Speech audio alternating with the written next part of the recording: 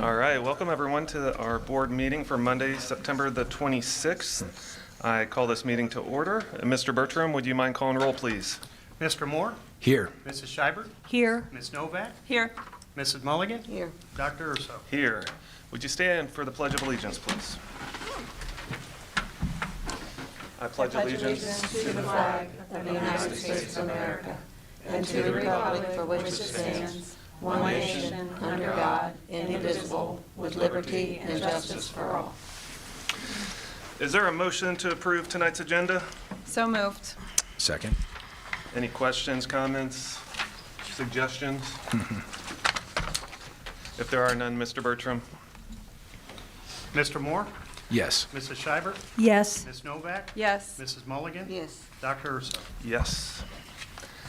This evening, I'd like to welcome Mr. Kent Keller II to our podium here to speak to us in regards to the use of gender pronouns in classrooms.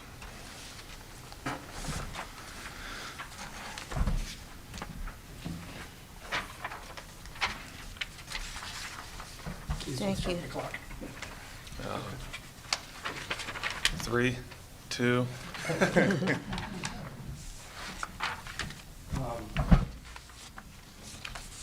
Hello, Kent Keller, Wellington Road, Middletown, Ohio.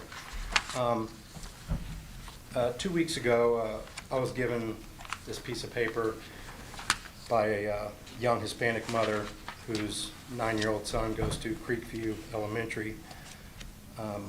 It kind of brought up something that I've been concerned about for a while that I knew was coming, and I think now is a good time to address it, seeing as we have, the piece of paper right here. It's a student survey. It says student name, preferred name, class period, birthday, favorite color, and then it asks what the student's gender pronouns are. He, him, his, she, her, hers, they, them, theirs. And who should I use my pronouns with? Family, peers, school administration, or nobody. So we have this sheet of paper that's asking an inappropriate question for a 9-year-old, definitely. I think for all students, but especially a 9-year-old. A kid that's playing with G.I. Joes doesn't have a pronoun. This gender ideology is quickly coming, and it's attacking our schools. And this sexual identity and gender pronoun nonsense that is coming into our schools needs to be addressed for several reasons. The line there that says nobody, we believe that the parents should be involved in all our kids' activities. The parents should know what's going on. The fact that there's a line here where a 9-year-old could hide this information, could tell the teacher, I'm a they, them, a she, her, whatever, and hide it from my parents. That concerns me. I looked through the school website to see if there was a policy on this. I didn't see it, maybe I missed it. I'm hoping you guys can adopt something in the coming months. All I saw on the website was the makeup of the school, 49% female, 51% male. There's no other 1,000 other genders options on your website. There's just male and female, because we know that's all that exists. There is no Zer, they, them, genders, sexes. Every one of you here is a male or female. We need to get back to the core academics, math, science, grammar. And grammar matters a lot. Our language matters a lot. I believe this asking kids to pick a pronoun is opening a door that doesn't need to be opened, especially by the school. It doesn't have anything to do with education. We can't use the classroom to entertain this fantasy that a boy can become a girl can become a boy, or a they, them. But if you were trying to explain to someone, Kent Keller up here speaking, you would say, he is up there speaking. You would not say she is up here speaking. You would not say they, them is up here speaking. You would say he. We all know the difference between men and women. And just because I say something doesn't make it true. I could identify to be a tall, skinny, blonde woman. I'm definitely not skinny, and I'm definitely not tall or blonde. So let's ignore this notion that we need to allow kids to be whatever they pretend to be. They can be firemen, they can be a school superintendent, they can be doctors, policemen, but we can't allow kids to pretend to be things that they aren't. I would like to see the school adopt a policy restricting the discussion of sexual identity and gender pronouns from the teacher and on the paperwork, on everything that goes home. There needs to be guidelines and guardrails to protect not just the students and the teachers, but the parents. Teachers need to have a line that they can go up to. They need to know the parameters in which they're allowed to work. So hopefully you guys can look into this, have some discussion, and tackle this issue. Thank you. Thank you. Mr. Stiles, I'll turn it over to you for a presentation on our district report card.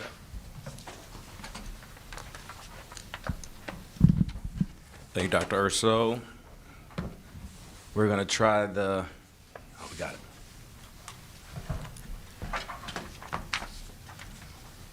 So on the screen, we have the results of the 2021 state report card for the district.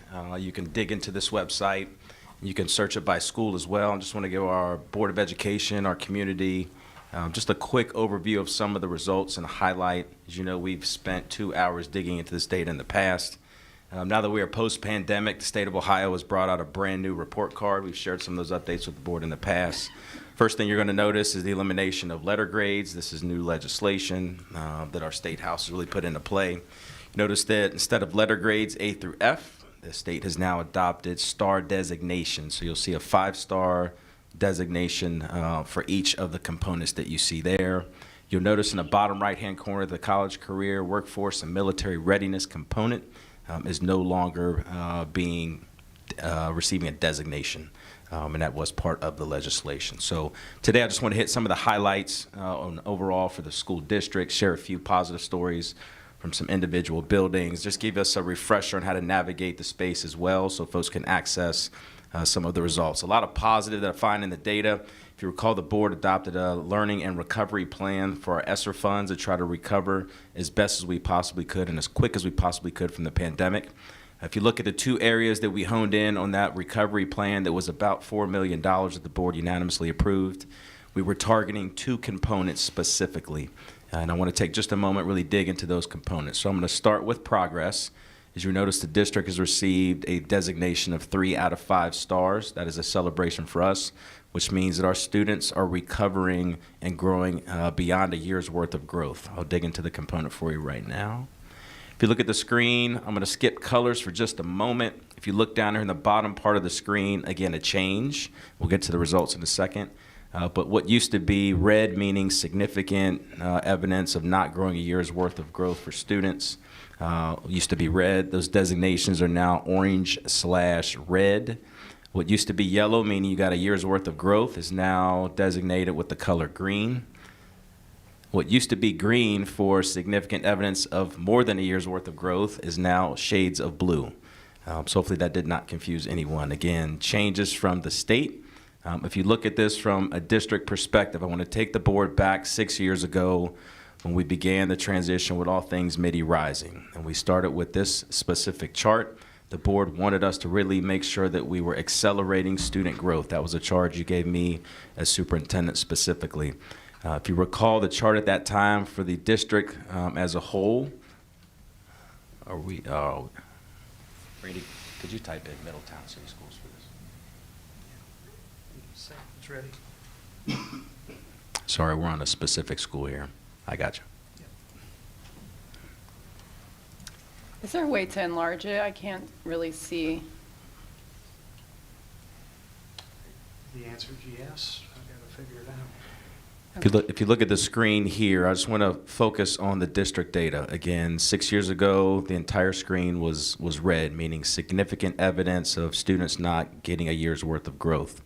If you look at the chart this year for the report card for the district for the school year 2021, you will see a large presence of the highest designation for a good majority of the different categories by grade level and subject area, meaning dark blue. Dark blue represents progress made, significantly expected progress beyond the state's expectation. This is the highest designation, meaning we're getting significant growth out of our students beyond 1 year's worth of growth. If you look at the light shade of blue, kind of this North Carolina blue, don't know if you have any Tar Heel fans, but again, evidence above what the state expectation was, so very proud of that on the behalf of the district. If you look at green, green representing evidence of us hitting the state target, meaning a year's worth of growth. We have 3 categories up here on the screen that you see that we still are red, but from a holistic perspective, I think it's an opportunity for the board and the community to be proud of our staff and our students and the job that they are doing to truly recover from the impacts of the pandemic with the ESSER supports and just the efforts of our staff. Again, our designation here 6 years ago was a -13, was our growth index, right around -13, -15 for a 3-year window. Knowing this is the first report card post-pandemic, our growth index for this current report card period was a +4.8. So again, a celebration on behalf of the board, the staff, and the district for our community about student progress related to growth. I'm going to switch components here and dig into gap closing. For gap closing, the district received a star designation of 4 out of 5 stars. Again, this is significant. I want to break down gap closing. This means that if you look at achievement gaps or performance of students by student groups specifically, whether that be disability, race, language, different designations of student groups, we're looking at their progress in the ability to close achievement gaps. So this is a different category here. I'll try to highlight some of the changes that you see in this particular component, as well as highlight some of our progress here. If you look at the screen here, you will see 2 different bar graphs horizontally.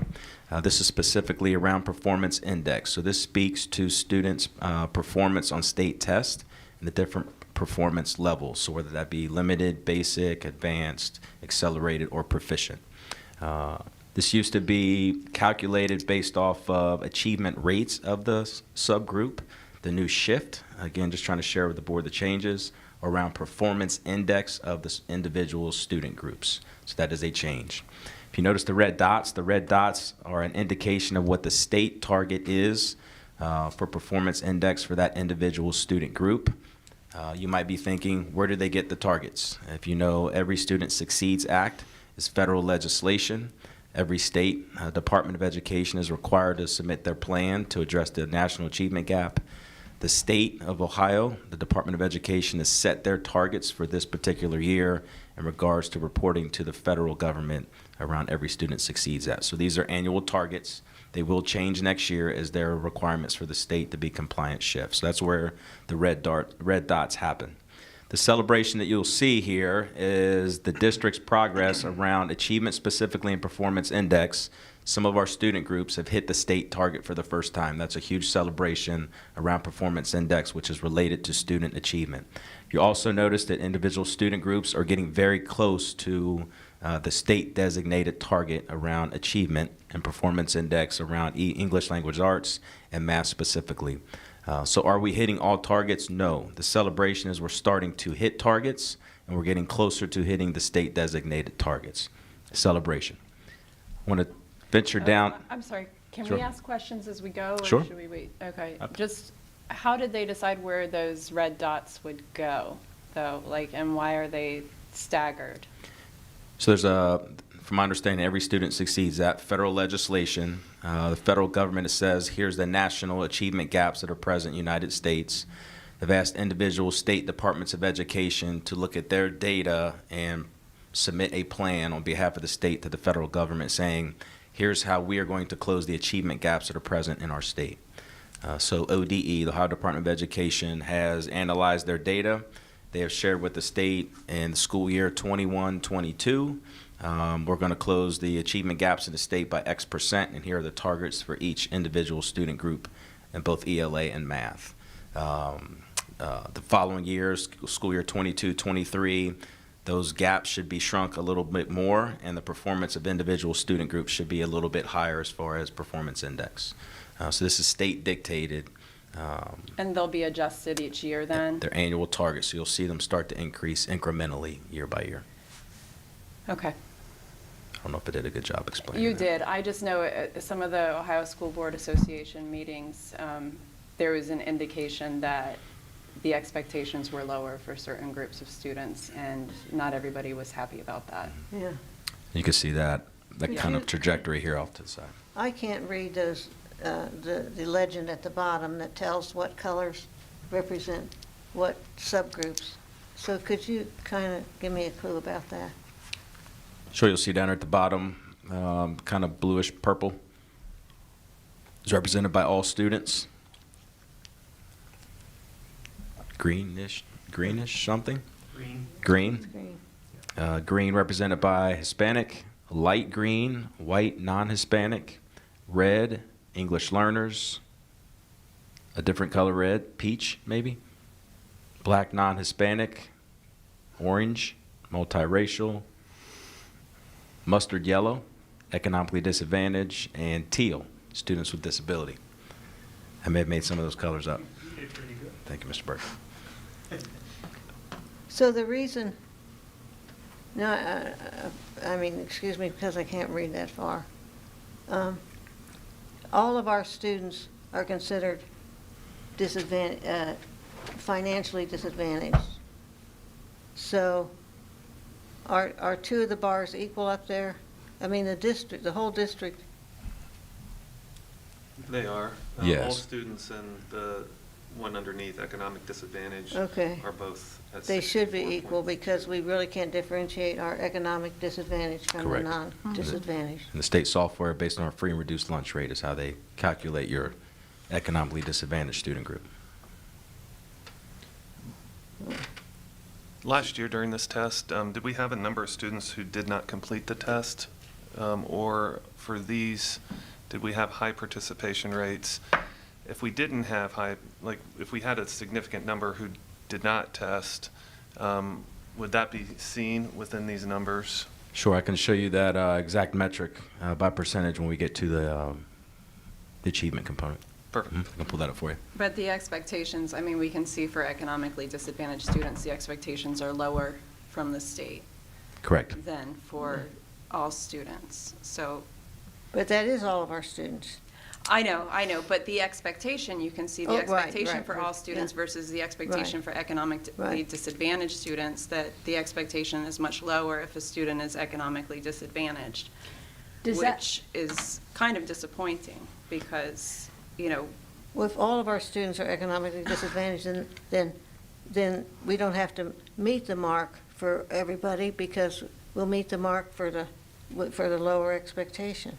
yeah, but I don't want to lower our expectations No, me because our neither. students were Me neither, but how are we economically going to tell the disadvantaged. difference? Yeah. If I could clarify that the target you see here is 64.2% compared to 78.6%.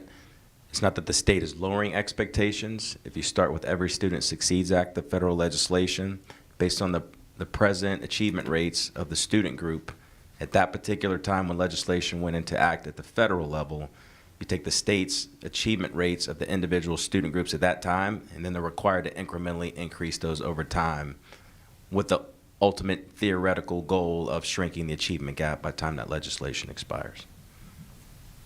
So this 14, I'm doing very guesstimated math there, there's basically 14% difference in 2021-22, hopefully is a smaller difference from the state targets as you look at school year 22-23 data next year. Okay, thank you. One last question. Did the test change? I know the way they're evaluating the test or showing results from the test have changed dramatically. Is the test comparable from year to year? Has it stayed stagnant, or did that test change dramatically as these metrics have changed with it? State legislation, state tests have stayed the same. How the accountability system is structured is what the legislative changes were. If I could slide down to student growth, again, just a celebration for the highlights. We'll talk about a few other areas here in just a moment. But you look at different student groups and their growth index, this is value added, right? Student growth. Again, the ultimate goal, the target from the state is that you get a year's worth of growth out of your students, 0.0. Again, if you refer back to some of our metrics around student growth as indexed in the past, overall, a three-year trend, about 5-6 years ago was around -13, -15. If you look at individual student groups here, you'll see a different type of designation as far as growth index for student growth around English language arts. For example, all students, positive 6.3 in ELA.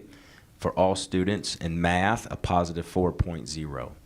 So again, significant evidence of students growing at an accelerated pace, which was the intent of our learning recovery plan last year that the board approved with our ESSER funds. So very excited about this data here. If you look at the red line, that is the state's designation for what they expect out of a year's worth of growth as far as their metric is concerned. So to see our student groups exceeding the state target in this particular component truly is a celebration. If you mash both of those two calculations together, not to say they were all actuaries, but if you mash those calculations together, very good designation here in this particular component with 4 out of 5 stars for the school district as a whole.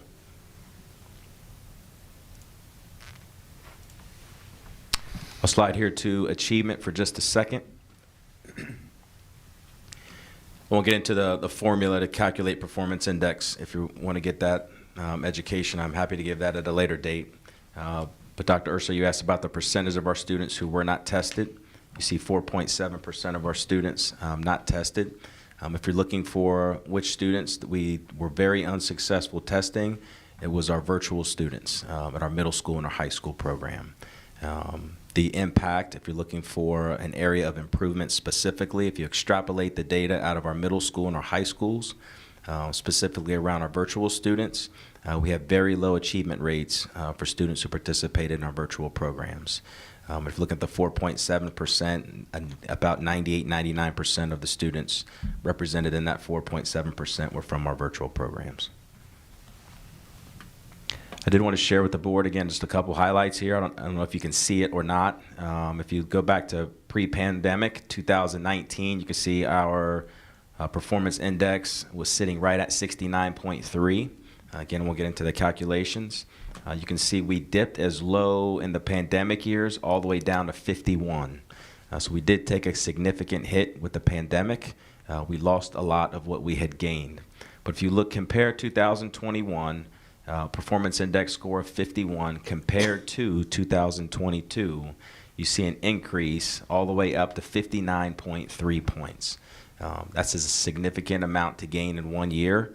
You're talking a little over 8 points in your performance index calculation, meaning basically this.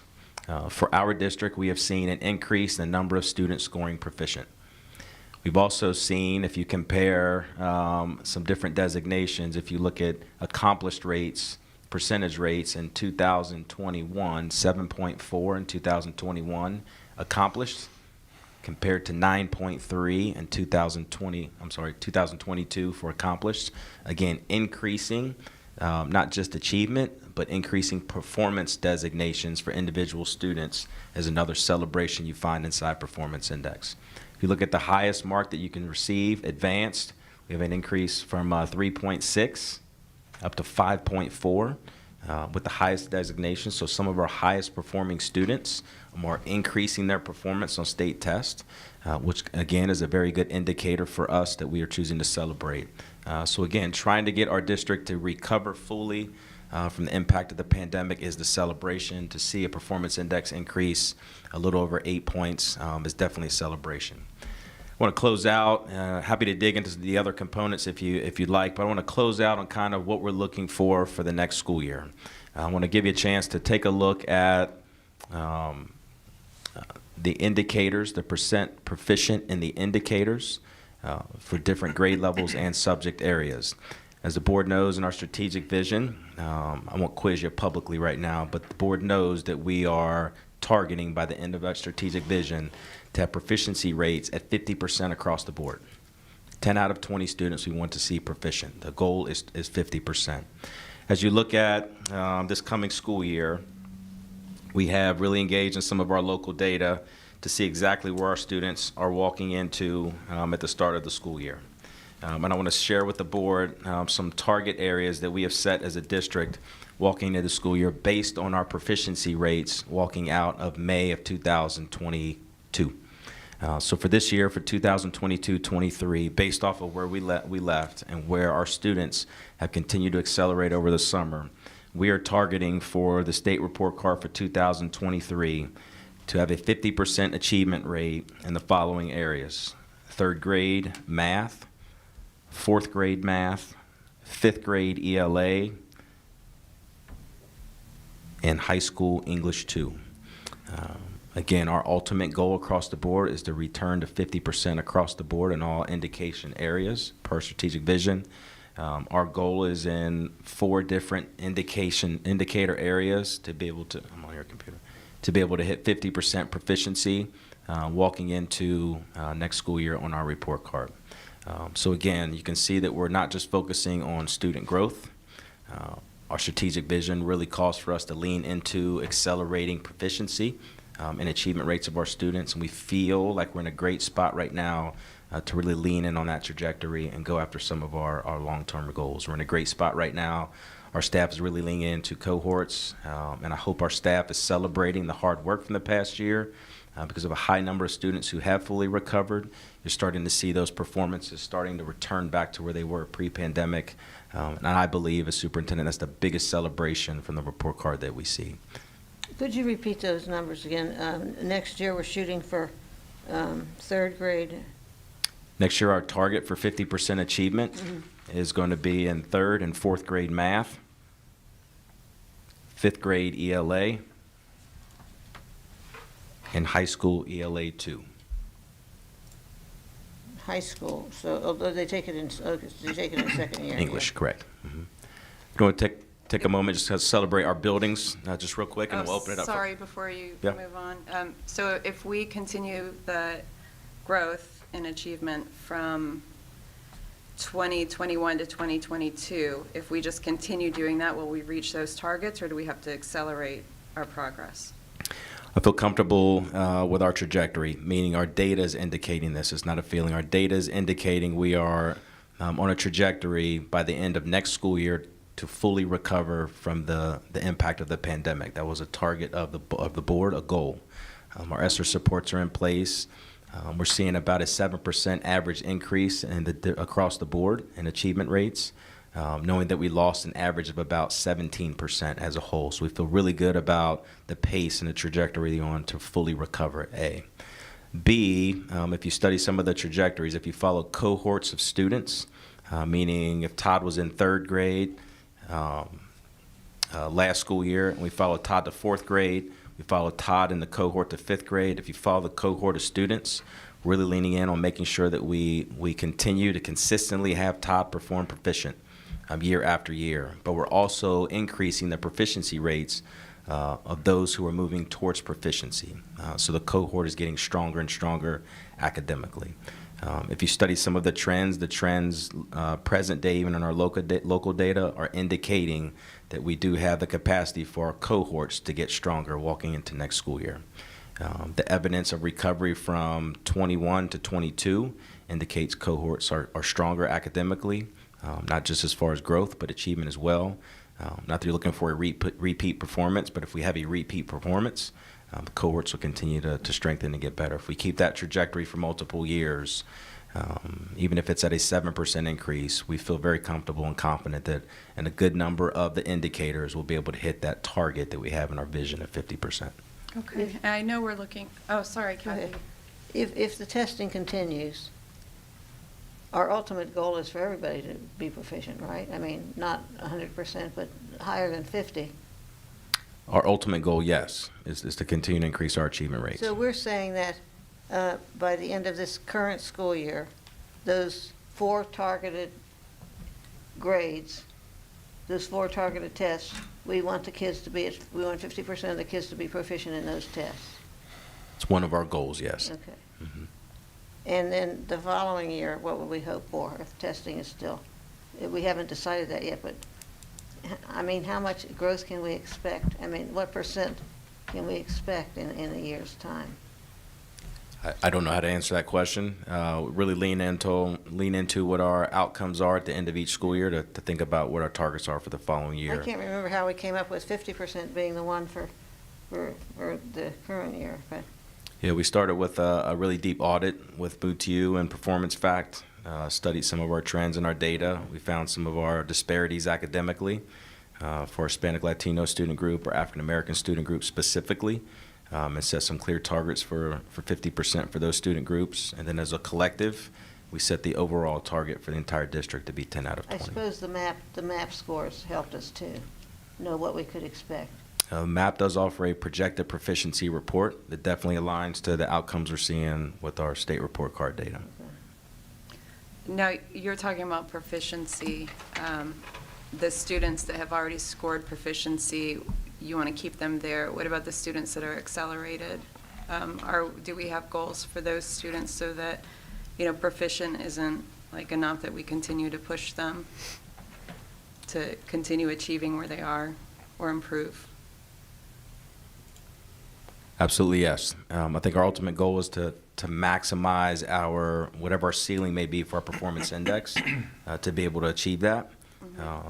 As you notice, some of our performance index scores were as high as 70 in the calculation. If we can max up higher to 70, closer to 80, that would be significant for our district in a short period of time. But we are finding, if I could dig for just a moment, if the board is okay with it, you look at our designations for our gifted students, some of our most intelligent, gifted students in the district. I just want to highlight a few things for our gifted program. If you look back to this particular mark right here around gifted progress, if you go back to 2017, 2018, 2019, the indicator around gifted progress, student growth for gifted students, we had not met that for consecutive years. As you look on the screen today, a celebration inside of our report card. As a gifted program, you can see that our gifted students had a 5-star designation around student growth in this indicator, meeting the indicator for gifted progress for the first time in an amount of time. If you also look at the performance index, I forget the numbers off the top of my head. I'm dropping a lot of data tonight. You can see that our performance index is above 105. And that is significant for our district. That's the highest that we have been able to see in several years. So again, celebrations inside the report card, a lot of great stories to go looking for. We've been really encouraging principals and different executive members as well as our treasurer just pause and celebrate. If I could direct the board's attention to one last thing here, if you don't mind. If you just look at the school designations across the entire district, again, celebrations for us, if you pay attention to the board's focus around progress and gap closing, you see a number of school buildings with 5-star designations in both progress and gap closing. Again, just want to highlight Central Academy, 5 stars in progress, 4 stars in gap closing. Want to highlight Highview 6th grade center, average increase there in that building of 9% across all tested groups. You can see 4-star designations in both progress and gap closing. Mayfield Elementary knocked it out of the park. 5-star designations in both progress and gap closing. Want to highlight Miller Ridge Elementary School, 5-star designation in both progress and gap closing. I want to go back up to Amanda Elementary. Huge gains at Amanda Elementary in both achievement and student growth. The staff there, I just met with Principal Hendricks this afternoon, and we just had to stop her in her tracks and say, celebrate. There's just great work happening at Amanda, but great progress there. If you get a chance to dig into their report card, it'll put a huge smile on your face. I believe they had double-digit gains in their performance index from 21 to 22. I'll close out with Wildwood Elementary. A wonderful story to dig into that report card. Very impressed with the gains that staff made last year. 5-star designations in both progress and gap closing, an increase in student achievement as well, if you get a chance to dig in their report card. So lots to celebrate. I always like to focus on the positive, but as I've shared tonight, we have identified some areas of improvement. We talked about our virtual program, trying to really lean into that to see what's happening, to make sure that it is servicing the students appropriately. We do have some ways to go. There are some cohorts that have declined, so really leaning into the whys. But then also from an executive level, the team right now is studying the ESSER positions and supports that are in place that are really allowing us to recover at a pretty rapid rate. But very proud of the district, proud of the staff, a lot of hard work going on. You always ask your questions, am I making a big difference? And I say absolutely yes, the staff is, and I hope that they take just a moment just to celebrate all their hard work. Thank you. Yeah, thank you. Yeah, I want to talk about it more, but I'll be quiet. I'll just ask Marlon some questions that nobody else cares about. Are we ready for the consent agenda? Sure. All right, is there a motion for approval? Give me a second, get back to it, Chris. Second. Or do we have a motion? I don't think we have a motion first. I'll move. I'll move. Yes. So moved. In a second. Second. All right. We'll get it together. Caught up. All right. Ready? Yes. Mrs. Schreiber? Oh, Yes. do we want to highlight, before we do take a vote, I know that there was one donation, and then I also wanted to highlight some of the field trips that I noticed within the consent agenda, going back to our strategic vision, having our students out in the community. It's nice to see that from going to the aquarium, going to museums. It seems like we're starting to get kids on buses and having them travel to spaces. And so I appreciate that work. I know our young people, my daughter Claire got a permission slip last week to go somewhere. And then I also noticed on here, it looked like a $2,552 donation from our athletic boosters for the cheer squad. Is that Yep, correct? for new set of mats. New set of mats. Yep. Not using the wrestling mats? I'm sure No, those they are nice. not. They now have their own mats. No, they got their own mats? Sure, they're happy about that. Well, they, Perfect. Are there any questions regarding the consent agenda? No. Randy's ready for a vote over there. I'm ready to vote. You're ready to vote, then Mr. Bertram, we're ready to. Mrs. Schreiber? Yes. Ms. Novak? Yes. Mrs. Mulligans? Yes. Mulligans. Dr. Urso? Yes. And Mr. Moore? Yes. All right. Moving along to business operations, there is a action item. There is a First Amendment to the lease between the City of Middletown and the Board of Education. As an action item, is there a motion for approval? So moved. Second. And then, Mr. Bertram, you said you wanted to provide us some insight regarding this. Yes, I did. I had the city come up, and we knew it was time to renew our lease at the end of this year, and they've been coming up and evaluating the entire building in the fourth floor, and there are certainly some things that the city is hoping to get done, one of them being the windows. We do have a lot of condensation and leaks happening from these windows, and it probably is time. I'm not sure if they're original or not, but my guess is pretty close to it. And they asked if we would be willing, on a 5-year lease, to go ahead and pay up front the entire 5-year lease. In return, we negotiated that there would be no increase in the amount of the leasing expense for those 5 years. We would hold that cost. That is worth approximately, we don't know what the increase would have been. We didn't discuss what it would have been. We both agreed that that would be fair so the city can get moving on replacing windows and working on utilities. But as much as utilities have gone up, as much as rents have gone up, I could assume it would have been a minimum of 3%, maybe as much as 5 or 6% in annual increases. But just assuming it was just 3%, that's over a $60,000 savings to the district to go ahead and just pay that up front. That's a 5-year commitment, though, to stay here. It is a that what 5-year commitment to stay the plan here. was for the administration? That's correct. We Okay, because I know in the past, we've talked about, just, Yes. And we talked about it again, and right now, having a good discussion with Eric, he's keeping his eyes open. There's nothing available right now out there for us. And we feel with what we're paying, we're probably getting about the best deal we can get, even if we went out and purchased. you know, the expense we'd have to put into anything that we purchase as well would be substantial as well. So we thought it'd be in our best interest, go ahead and just do a 5-year. We're coming off a 10-year, so we cut that in half and are presenting it to you now. So this would be coming from our general fund, and out of curiosity, knowing that you are assuming a 3%, and we don't invest our general fund, right? Yes, we do. And so if the 3%, and I know it gets kind of tricky, It and this does. is the first time I'm seeing this, and so I'm trying to work through it Yeah. on the fly. Is the savings worth locking us in, I guess is what I'm saying, provided that if we did invest those dollars, and not knowing exactly how that plays out, is it truly a $60,000 savings, provided that we would have invested that money and perhaps In been able? bonds, possibly. I Yeah, heard bonds are bonds. going to be doing pretty well.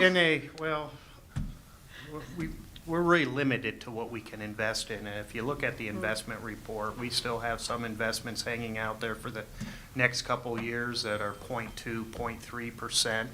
I'm now getting some in, they're step bonds, we may not have them very long, that are as high as 3%. We may only hold them for 6 months or less. They're going to call us on them. We're going to turn around and look for something else. Obviously, I watch the market. I see it's going up and up and up. I would say our average right now, I think, I'd have to look at my report, we're probably at about 1.7 to 1.9% percentage rate. So, you know, over the next 5 years, yeah, I imagine we're going to be getting some rates in the 4s and the 5s, depending how long we can extend our dollars. So I would say at 3%, it's probably a break-even venture. If it were a 5 or 6% rent increase year over year, we're probably winning. So, and, you know, knowing as bad as some of the windows and some of the other items are that they're planning on replacing, I think it's a win-win situation, being a partner with the city and agreeing to the terms. Will they be replacing the 4th floor Yes. amenities first, as compared to, we're not going to finance the 2nd, 3rd, and 4th? No, and we're just paying our rent. I don't look at it as though we're financing. I'm not sure if they're gonna, how much these windows are on the 4th floor versus the entire building. When they do windows, I think they're gonna do the entire building. Okay. Yeah. The 60,000 savings, that's over the 5 years? Yeah, and that would just be assuming a 3% increase, which equates to about 16% when you do it year over year for 5 years. Okay, Yeah, you compound it, got it. yeah. Okay. 5% would probably be closer to 27, 28%. I guess you've been good neighbors too, so the city's not trying to kick you out.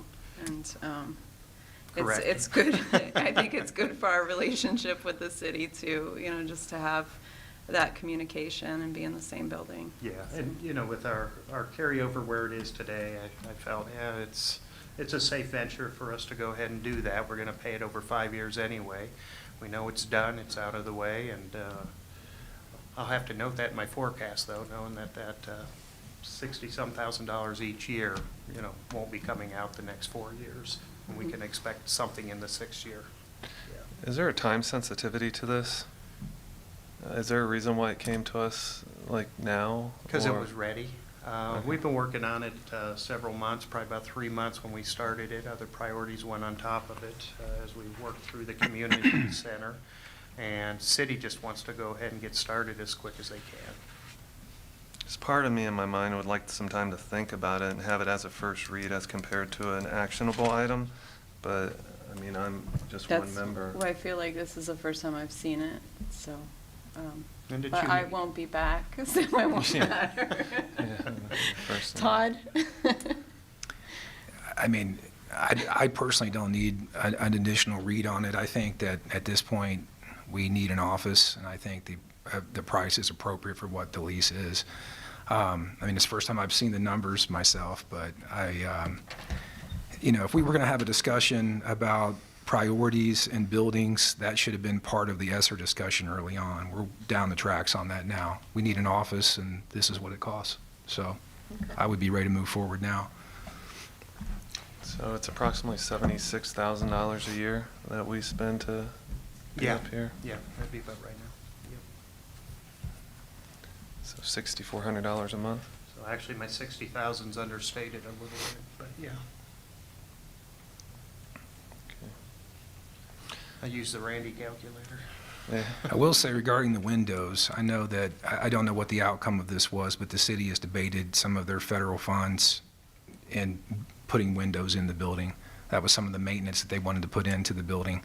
I know that their windows probably was part of that in addition to other things within the Yeah. building that they wanted to repair. So it's just some background on the windows and a larger discussion about the office. But I think you have a nice office here. I don't think you'll get one for much cheaper. I know, and again, if we were thinking about, having a district office at some point, we should have had that discussion early on with our federal funds. So I would be ready to move forward. Okay. I think there's an advantage to staying here. And the city seems to be in kind of a settled mode right now as far as the leadership is concerned, and I feel like it's probably a good place to be to further both sets of needs to kind of work together on those. So I don't feel like I would need a second read on it. And I'm counting on your judgment too. So, I'm not questioning so much the judgment, it's just a lot to take in on not having time to kind of consume it. Understood. Yeah. Are there other questions? Well, to me, it makes sense to maximize the utility of a building by filling it up with as many people and as many times of the day, and we use it in the evenings when the city doesn't, and that seems to be economical to me. I mean, that way you have more than one entity pitching into the maintenance and vitality of the building. Had there been rate increases over the last few years? Is there a pattern of Yeah, increase? I'm thinking they're 2.5% of the last 5 years. The first 5 years, there were no increases because of the agreement to come in. And then we've been 2.5%, I think is. 2.5 each year? Yeah, which was And so, inflationary. Yeah. understanding it would be 0 So- across the next 5. That's correct. Okay. Okay. I think we're ready for vote. Just go down the line. Ms. Novak? Yes. Mrs. Mulligan? Yes. Dr. Urso? Yes. Mr. Moore? Yes. Mrs. Schreiber? yes. Thank you. All right, under Human Resources, we have a recommended approval of a contract with the University of Dayton. Is there a motion for approval? So moved. Second. And this is regarding school psychologist. Mr. Stiles, do you want to give an overview? Sure, we've had, the district's been very lucky to have a partnership with University of Dayton, UD, for all the Dayton Flyers out there. A strong partnership with school psychologists. This particular contract we've done in the past, we've just reaped the benefits of it. Continuing the partnership this year for 2 graduate students who are school psychologists to come in and assist with caseloads here in the district. Also gives us a chance at early recruiting rights to school psychologists for the next hiring season. Any questions regarding this? No, sounds good. And we've Sometimes been- those have gone on to become regular employees too. And this rate's increased some from prior years? Yes, Yes. we've seen inflation on this one. Okay. If there are no questions, then Mr. Bertram, we're ready for a vote. Mrs. Mulligan? Yes. Dr. Urso? Yes. Mr. Moore? Yes. Mrs. Schreiber? Yes. Ms. Novak? Yes. That completes our formal agenda. It takes us to committee reports. Any committees, Mr. Stiles, have they met since our last meeting? The board has a community center meeting scheduled next Thursday. We're approaching the end of the first quarter, so our first district leadership team meeting is on the calendar for both Ms. Mulligan and Ms. Scheibert. So looking forward to really diving into that. All right. And do we have an idea when policy committee will be meeting? I will get something set up this October, This next month. October. Yep. And finance committee while we're at it? I can. All right. I have a Butler Tech report. Bring it. So you all should have received the newsletter from Butler Tech. So you can go through that. And Butler Tech has also started an alumni association. It was their goal to recruit 500 alumni to participate in that, and within a couple weeks, they already had 300 signed up. So they weren't sure what the response would be, but the response has been really good. So graduates really feel a connection to Butler Tech and to their experience there. Butler Tech is now doing driver's ed classes on Fridays. And they're working with the BMV to do testing, because testing is really backed up, as many of us know who have 16-year-olds who would like to drive. So Butler Tech has gotten involved in that, and this is a way also for them to address some of the transportation issues, because one of the biggest issues to our students getting employed is transportation. Butler Tech revealed their strategic plan, and I hope that in the next couple months you might invite Superintendent Graft or someone who can come and present that, because it's just, there's some amazing things going on at Butler Tech. They've reviewed how the lottery system worked with the admissions, and as far as bringing diversity into the student body, it has improved. It's either the recruiting or the lottery, we're not sure yet, but there have been improvements in the diversity of the students at Butler Tech to be more representative or reflective of the schools that are feeding into it. And then the Butler County Juvenile Justice System, Butler Tech is looking at expanding programming to serve more students who are involved with the Butler County Juvenile Justice System. I have a question for Ms. Novak. Yeah. Since this is your last night, and at some point we would have to appoint someone to Butler Tech, do you have any interest in being the board liaison to Butler Tech, if that were to be the case? Would you entertain something like that? I would. Okay, just out of curiosity. I'll be traveling. I told them if you don't appoint someone else, that I would be at the January meeting. Okay, yeah, thank you. Okay. And they did, I don't know if you guys are aware of the history, but at one point only sitting board members could be on the Butler Tech board, but I believe it was Edgewood that went about a year without sending anyone. So they expanded it so that you can now appoint community members, which I will be a community member, so that would be permissible. Okay. And they give me lots of free stuff, so.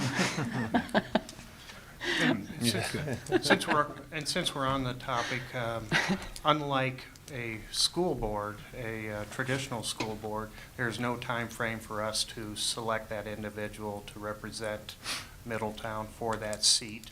Okay. Sooner The better, obviously, but we're not restricted to a deadline for that. Okay, great.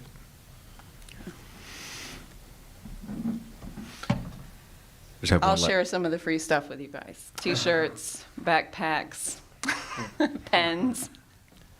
Thank you. I just have one last, I don't know if it's a committee report or not, but just for a board report. We are scheduled for building visits as a board for October the 12th.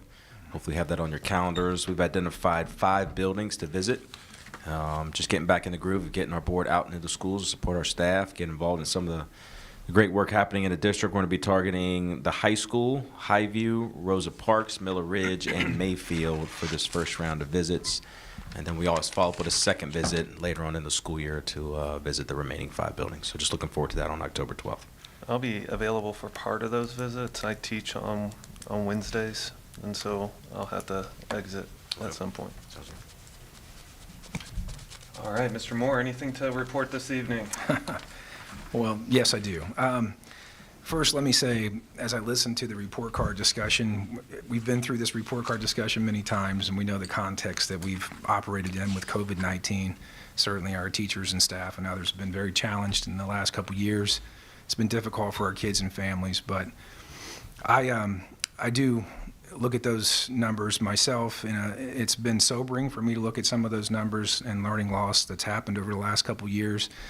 When you talk to folks in the community about what they expect from a public school and they see our rankings, it's concerning to a lot of folks. I mean, right now we're 503 of 607 districts, And, I believe our district received 2 stars.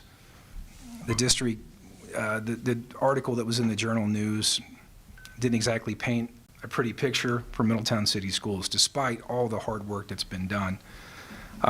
Tonight, you talked a lot about gap closure, and my concern is when I look at the buildings themselves, particularly around proficiency rates in reading and math, those numbers, at least from what I've seen, we've got a lot of work ahead of us this year. I mean, we're about 6 weeks in, and that's not to criticize anyone within the district. My challenge, I guess, to us is to say, we have implemented so many new things within Middletown City Schools. In some ways, we've layered lots of stuff in this strategic plan. I'm just hoping that through this process of implementation that we're not losing sight of we've got to raise performance in this district. That has to happen. And when I look at those proficiency rates, particularly in reading and math, when we look outside of gap closure or the growth rates, if we dropped any lower than where we're at in some of these growth rates, I imagine we'd be an academic watch. So I'm just hoping that while we're implementing strategic vision and doing different things, that we're not losing sight, and I'm certain that we're not, but I'm concerned about some of those numbers. So be watching that and hoping that we really improve in those 2 core areas. We have to do that. Now, I want to shift gears for a moment about what was talked about tonight with gender pronouns. This, I believe, warrants a discussion with the policy committee. This issue itself, I'm not sure how involved the district was in hearing about this. I heard about this over the weekend myself. I think the issue for me is that it put CBI and the city of Middletown in a position where they had to defend or at least address the issue. I think it's now our responsibility to address the issue. Karen Maney, I thought, did a wonderful job of trying to address concerns, and she was taking a lot of heat online about the community center and what may be practiced there. I think there's a way that we can respect Title IX requirements and respect our students or commitment to inclusion. I don't think this is the best policy for us to do it this way. I certainly think that there are many model policies that we could go about that would, again, respect Title IX and respect our families, but I would encourage us to have a discussion about how we do this differently. And again, I believe the challenge here is that it puts CBI in a position to tell folks, we're not doing this. We're not promoting a gender identity policy ourselves. And then it was retweeted and reposted by the city of Middletown. The city manager, I believe, had to go so far as to say, we're not doing that ourselves as the community center, as being the owner of the community center. So I just want to encourage us to take a look at this. Again, I think that there's a way that we can be respectful and inclusive without, we can do this the right way. We can have a policy that will do this the right way, respectful to all those, including our teachers, our students, and our staff, and our community members who are participating in these types of after-school programs. Now, having said that, tonight's the last night for Ms. Novak. So I wanted to share a couple words. Michelle, over the last few years, we certainly have debated on different sides of the issue many times. But one of the things for me that I think is great is I believe that we've always been able to disagree and walk out and still be friends afterwards, which is saying a lot in today's political climate. So I appreciate that. Also, you've always been a strong advocate for your positions, and that is something that I think should be admired. And I'm certain that whatever you're doing next, you'll bring that same passion and commitment to whatever that is. So I just want to wish you well, and I will say that you will be missed. You will be missed. It's a challenge, I think, for all of us to try to find another board member and go out into the community. And you've certainly held your own as a board member and brought a lot to the district. So I appreciate that. So thank you. Thank you. Ms. Schreiber? Well, I will say in regard to the 2 things he talked about. The first thing, the gap closing. I know how hard it is to move children forward. It's hard.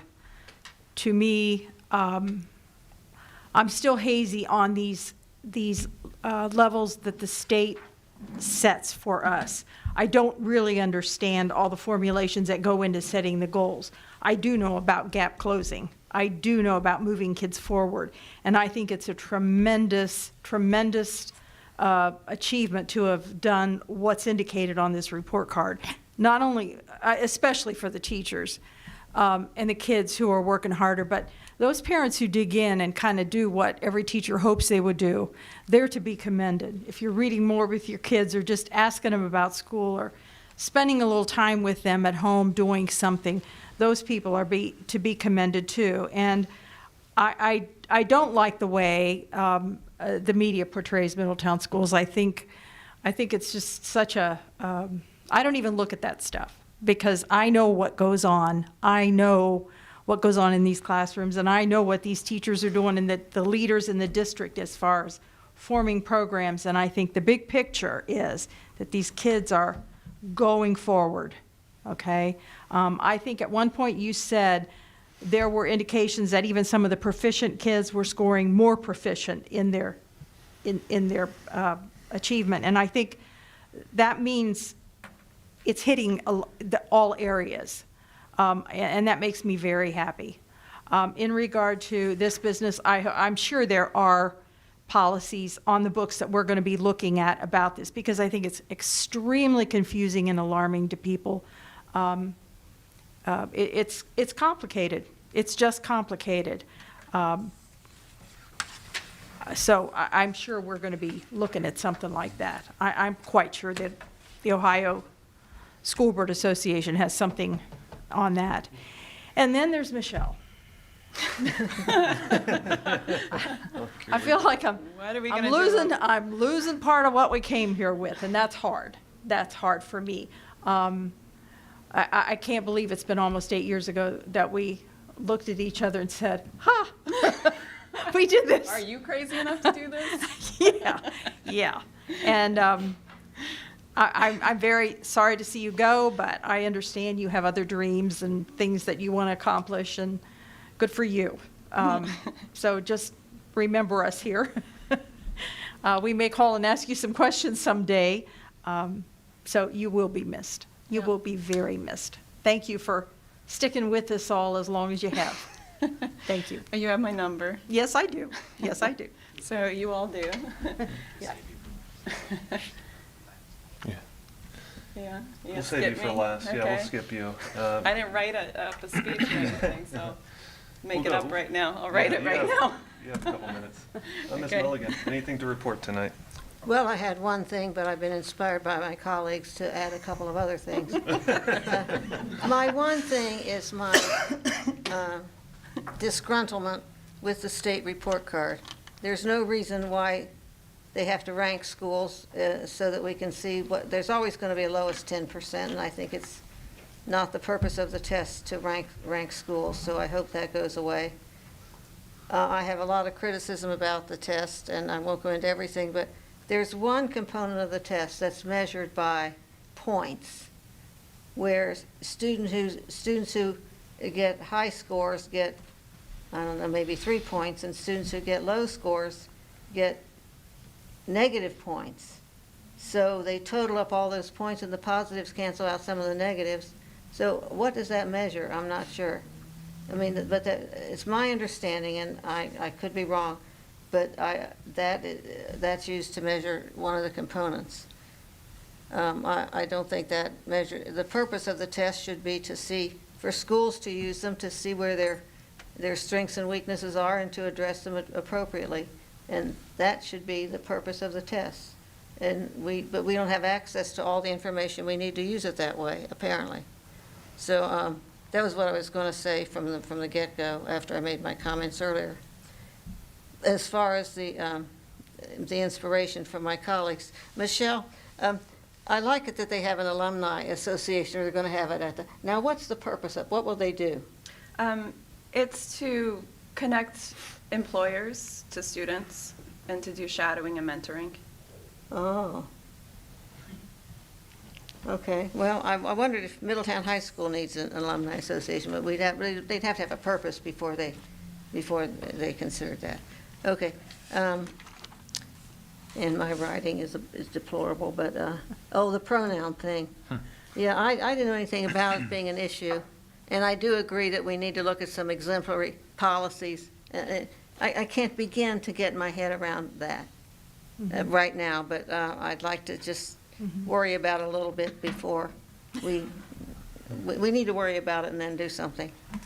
And Michelle, I told you last week that you are the person most able to embrace and change that I know. You're very, I think, flexible, and you do a lot of reflecting, and you got a lot of energy, and you're young, and that enables you to accept change very well, and it's going to help you in your next phase. So, God love you. Thank you. Thank you. My turn. I would first like to congratulate our football team on a homecoming win, and like homecoming dance. It seemed like that was a good event. My son came home all sweaty and hot, and so I guess that was a good thing. And so, but That's one measure. yeah, I guess. And so, wanted to just say congrats to our high school. I know it was a good win against Sycamore. It was a fun game to watch. In regards to the state report card, and that's why I asked in regards to the test, I look at the measure and how we compare to districts that we compare to, comparable districts. To go across the state, I mean, there's so many different types of communities. There are cities, there are farm communities, there are big districts, there are small districts, and to compare all of them within the same metrics, it's hard because there are differences, important differences, and it mixes it all up. And when you give stars, I mean, stars can be looked at as grades. And so you have 2 stars. Is that the same as a grade? And so it's a very it's a political tool to kind of work to divide and confuse. I'm confused at times with it on. I like to think I'm okay with numbers and data, and I'm an educator. And you use the word complicated. It's a complicated thing. To say that we always need to do better and strive to do better, of course. To say that test is the best tool to measure those things, I mean, it's hard to say that. And if a young person was sick or had a bad day or didn't even take the test, and then we use it as the gospel of what that child can do, is that overstating it? It's a hard thing. And so I appreciate the concern that the community places upon it, our schools place upon it, we place upon it. But it's not always holistic in its approach and what it aspires to do. In regards to Michelle, just thank you. I said some things last time, but it's not easy always to kind of sit here. And over the last 2 years, I think I've aged as a board member in like dog years because we've gone through some interesting conversations that the world's kind of thrown at us.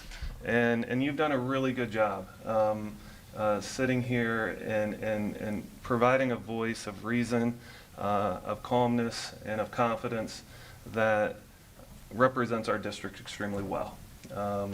And I see it in your kids. I know your kids well, and they're a reflection of you. And our district is better because of you, and your kids are in a good place because of you.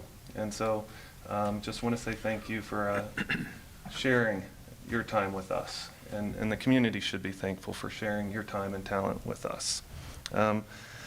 Just quickly, in regards to the process, somebody's going to sit there, and so how are we going to figure out who's going to sit there? And so the plan is tentatively to just talk through this for a second.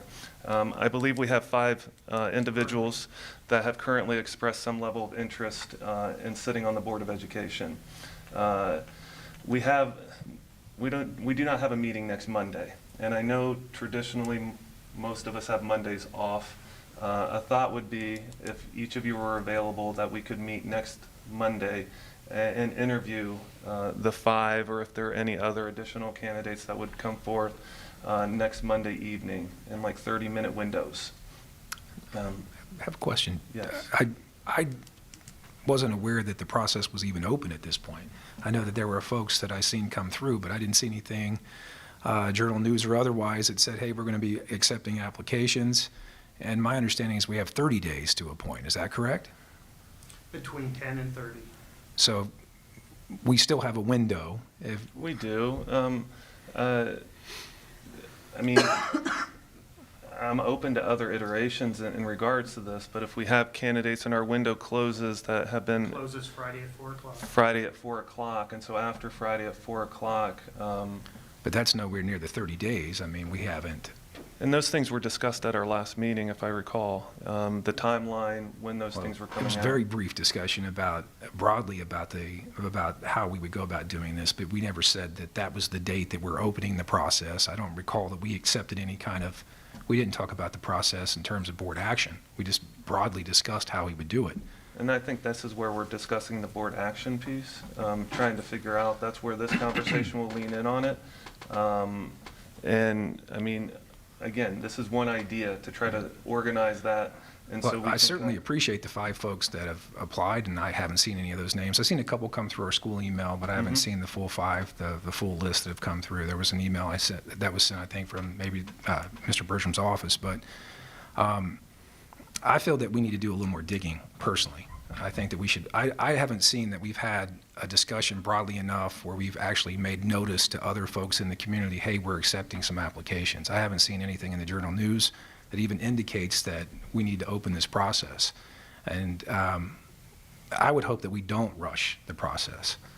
It's an important seat, and we need to find someone that can fill that seat with the same enthusiasm and intelligence, frankly, that Michelle has brought to the board. You know, we need, I don't know what the other 5 members are, or you know, what's Well, been I've submitted. looked at those, because they But- did come through our email. We have a Google Doc on the application, their resume, and as each one have come through, I've taken time to look at those and read through those, Okay. and I have been impressed with the level of credentials for those candidates. I'll take a look, yeah. But do we need to move in terms of just next Friday? We don't think we need to open that window and make it a little more public from where we're at today? I just haven't seen that it's actually, Well, I'm The curious folks about are- how these people knew about it There then. was a Journal News article. Oh, Yeah. okay. And it was shared on Facebook. It was when they announced my resignation. They Okay. said this is, you know, okay. what the But process is. traditionally, we've done a little more. There's been a little more effort for a press release from the district. They've done a little more to actually make that known. I mean, we've had several board members over previous boards that have gone through that process, and it was very clear that we're accepting applications and how to do that. It wasn't just a quip in an article. There was a press release that Yeah. was, yeah. Yeah. We sent it out the day after Michelle's announcement.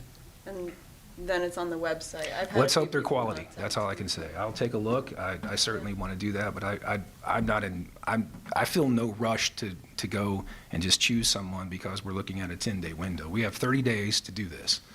And I hope I'll review those seats and we'll go from there. But at the end of the day, it takes 3 votes, from my understanding, to do this. So, Correct. you know, I can pound the table down here all day long like I usually do, but I hope that we have good members that are applying, good folks that are applying.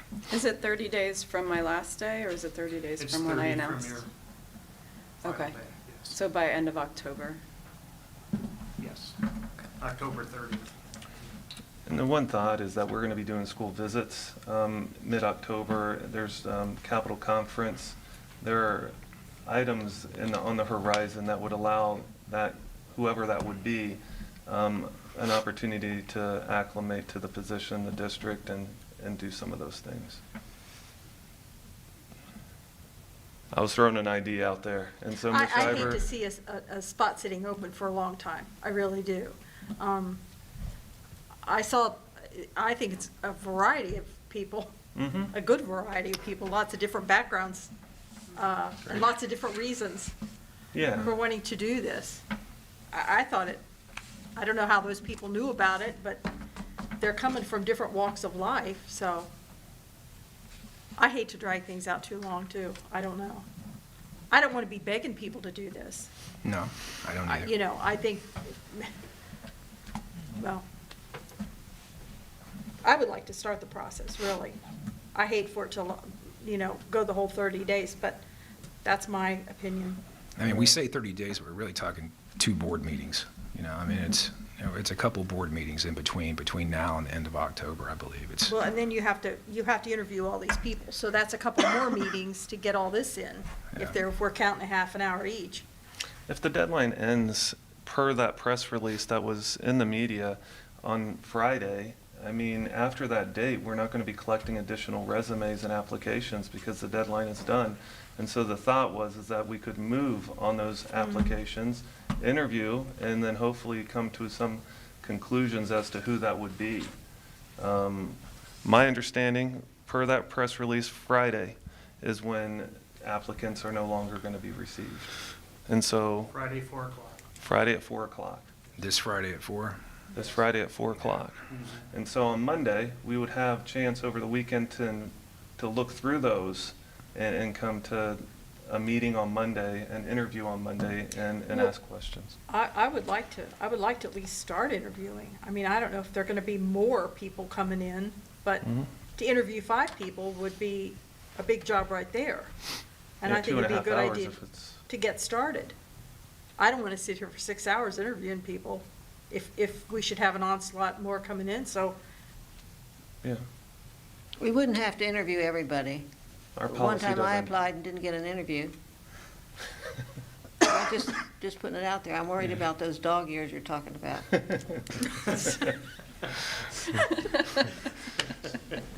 Yes, she is. And so, yeah, I mean, we can look through that and decide if we want to interview everyone or not. If we have 5, I would be inclined to interview everyone. I mean, if it becomes something that there's vastly more numbers, then I guess we could reevaluate that. And I think it's good to get a date out there so the candidates do know, okay, on such and such night, even though we don't have the slots filled for the individuals, they can at least reserve that evening for an interview. Because the following Monday, we do have a meeting, and Mondays are traditionally a good night, again, for each of us. Then we push it out one more week, and then we're getting closer to the end of The 30 days. the 30 days. Mhm. And then it becomes more of a rush process. So I asked the question, next Monday at 5:30, would you be available to start interviewing? I am available. And if we have 5 candidates, would we, in theory, interview those 5 candidates? If we have more, then we can kind of evaluate and decide if we want to choose another date. Yes? I could do 5. Yes? I would be willing to do all 5. Yes. With the window closing at 4 next Friday, we interview. This Friday. This Friday, yes. And then assume that we don't like any of those 5 candidates. What's the process afterwards? Yeah, I guess you would repeat it. Open I a 30-day think when you window. look at the applicants, I think we have some quality people that you will know their names and some people that you might not know their names, but you read their applications and they come, some that have kids in the district, some may not. I mean, it's a good eclectic mix. I'll take a look, yeah. I haven't Just- seen the names, so I Yeah, don't. just keep in mind, if you did open it back up, we're still in that 30-day window that it has to be, Right, yeah. that was my completed by. question. Yeah, That'd be yeah. seated within that 30. Right, that's what I thought, yeah.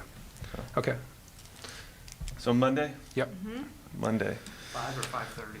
I think I heard 5:30.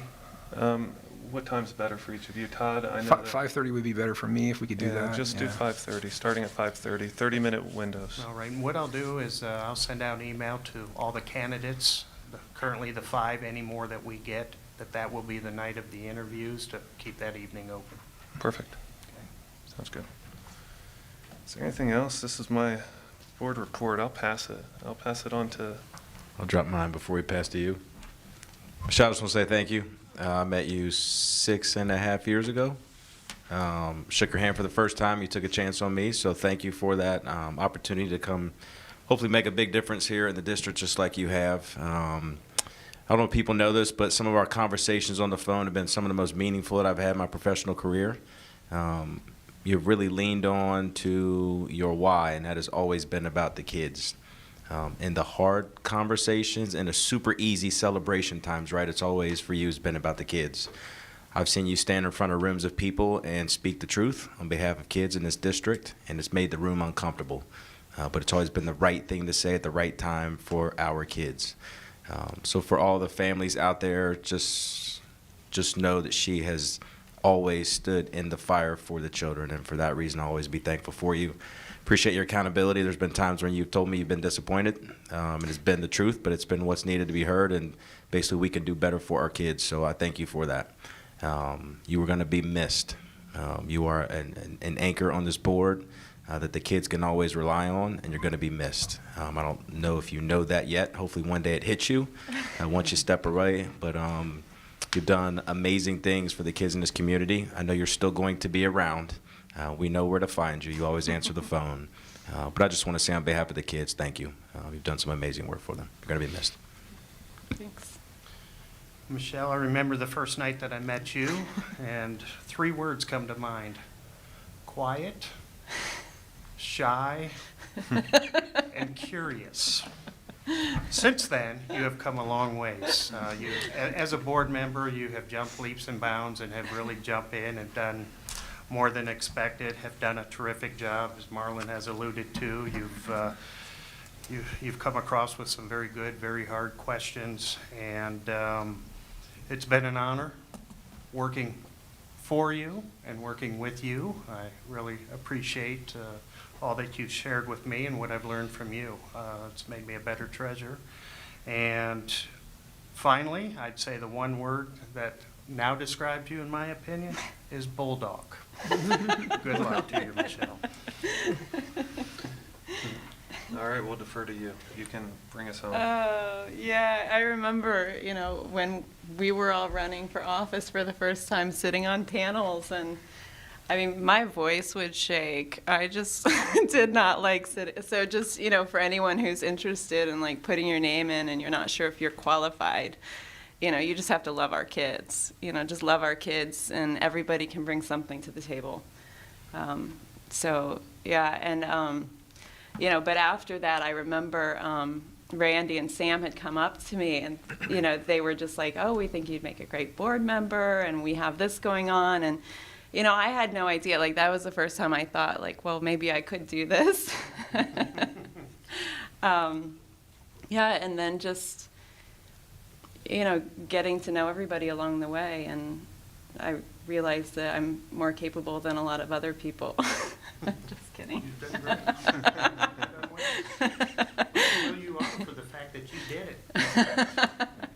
Yeah, but no, it's been my absolute pleasure. It's been a pleasure, serving the community first of all. It was always my intention not to represent the community, but to lift up voices in the community that weren't at the table.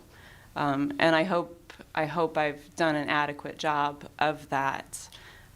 Just really bringing a lot of empathy to the role, and believing people when they share what they're going through and what their kids are going through. This team, it feels like we've gone to war together. Yeah. And going through the adversity that we've had to go through with the pandemic, as a team and staying united the way we have, it's a brotherhood and a sisterhood. That's what you end up with, because you've been through it together. And that was hopefully something that will only happen once in our entire lifetime. So it's memorable. We'll never forget it. Todd, I know you want to say that we're so different and we think so different, but we think when it comes to our processes, we're both data-oriented, process-oriented people, and from the beginning, you and I have really been similar with the questions that we've asked about how those processes work, how we're holding, our systems accountable, how there's alignment. Other things, we can we can disagree on, but really, I always felt comfortable that, you would ask the questions if I didn't ask the questions. Thank you. So I've always appreciated you, and I know what you're up to over there. So you love our kids, and you want to bring the community along, and you've really done a good job, like reaching out to different aspects of the community that are important to have on board, so that we can do the good work that we're doing. And I know you're not always appreciated for that, but I appreciate you and what you've done. And then Anita, you have been the heart of the board. I mean, you came into it, and you were just all heart. You loved our staff, you loved our kids. And I know that I can always count on you to to bring that perspective and bring your heart into the conversations. So, I guess Thank you. being a school counselor and Well. everything, but just you love the kids and you know the experience of the staff, and that's been just such a valuable perspective for us to have on the board. And that's it, is like, this is just an amazing team because everybody's brought something. And Kathy is the most data-oriented, particular person. She is going to ask the questions, and then Just say nerd, it's okay. because no, it's awesome. Being a nerd is awesome. She's our resident ruminator. No, yeah, it's great. And, because, I didn't want the meeting to go 3 hours tonight, but typically I would have been like right on board with you, like, yeah, let's dig in here. Because I think that kind of work has to happen. We have to understand the numbers and what's behind them and ask the questions, about how can we do better? How can we do better? And you've really driven like the math programs. It's always algebra and math, and because that's critical thinking, and that's helping our kids to be successful. It's so much more than just math. Absolutely. Oh, Chris. Oh, improve your sight line here. I think I've been accused of being the same as you because our kids go to the same elementary school. But we definitely bring our own perspectives. And you've been a great leader for the board, a great board president, making sure that everybody's voice is included. And, you could have handled some things much differently. You could have had me sitting at the end there and given me a time limit. But no, you've been great in supporting all of us and making sure that we are that cohesive team that we are. So I appreciate you and your investment in the district. And, your kids go to school in Middletown, my kids go to school in Middletown, and, we've always shared that.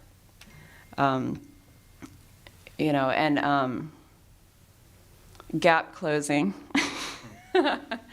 I just...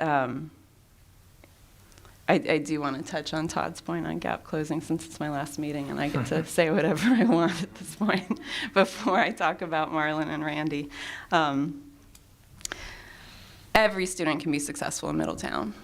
I send my kids here and I know that. And I know what the numbers really mean. It means that we're a poor district. We have a lot of trauma and we're not getting the funding that we need to support our kids in the way that they need to be supported. It's really that simple to me. That when we have greater need, we need more support, and the state has used those report cards, those grades, and maybe now the stars to punish school districts that aren't doing as well as a deterrent to try to motivate us to do better. And so in essence, what's happening is that we get less support when we need more, and it just creates this terrible cycle that isn't good for our community and it's not good for our city. So that's all I wanted to say about gap closing, other than, I think that Marlon's got it right, that we're looking at growth here. We want to grow our students, and, and we have an amazing staff, so we could have the best staff in the entire state, but our kids need more support. That's the issue.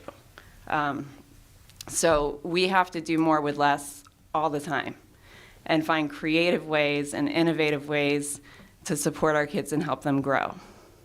And we have the best superintendent in the country who's the most innovative, and he's recognized for this, so I'm not the only one saying this. We are just so lucky to have you here in Middletown. And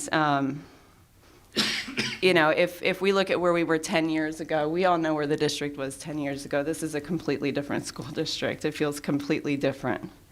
The culture's different. The buildings are different. I think even the kids coming to school in the morning, excited to be there, that's different. That was one of my goals. So I'm telling people I accomplished all my goals, so I'm done. I wanted kids to be excited to come to school. I wanted school to be fun. 7 years ago, that was like way out there. I wanted our school district to be a nationally recognized school district, and that was like this way out there idea. But within a few years, we were doing these things. And I think it just starts with having that vision and thinking big. And you came in with a vision and you think big. There's no obstacle or hurdle that's going to stop you from getting our kids where you want them. And it's been wonderful watching you grow too, into the superintendent that you are today. So, Randy. No, you've just been great to work with, and you've always encouraged me and helped me to get acclimated into this role. And, I'm kind of a numbers finance nerd too, so, I love looking at your big spreadsheets and the 5-year forecast. Like, my favorite part of the year is the 5-year forecast. And then just seeing where everything fits together, because for me, a budget is where your priorities are. And, and you've always been conscientious about cutting back where we need to cut back and making sure that there's more money for our kids, in the places that we need it. So that makes you two a great team. So I'll finish there. Thanks, everyone. It's been a pleasure. Well, at this time, is there a motion to adjourn into executive session, preparing for conducting or reviewing negotiations or bargaining sessions with public employees concerning their compensation or other terms and conditions of their employment? So moved. In a second? Second.